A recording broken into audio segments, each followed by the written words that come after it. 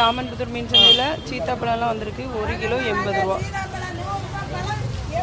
அப்படியே நம்ம தாத்தா வந்து நல்லா ஃப்ரெஷ்ஷான வெண்டைக்காய், அதுக்கப்புறமா வெண்டைக்காய் 20 ரூபா, கீரை 10 ரூபா, கீரை வந்து 10 ரூபா.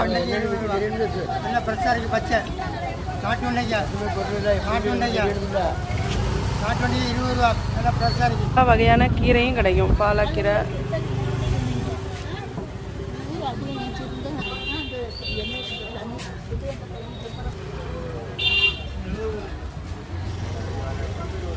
நல்ல மாவு